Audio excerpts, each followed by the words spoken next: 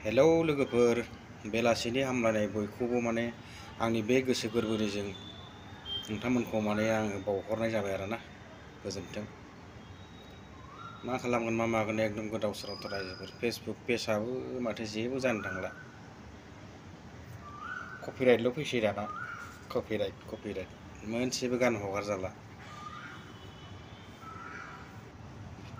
मा खालामबा मा मागोन, बोरै खालामबा बोरै जागोन, जेबो गुन्दै गैला रायजोफोर। खालि कपिराइटल' फैयो आरोना।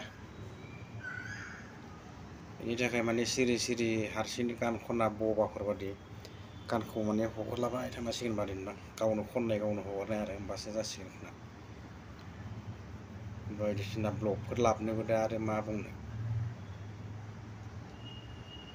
कमेडियान गावखौनो गाव बानायनाय हारसिं मिनिनाय थिग बेबादि आरोना। Thank you.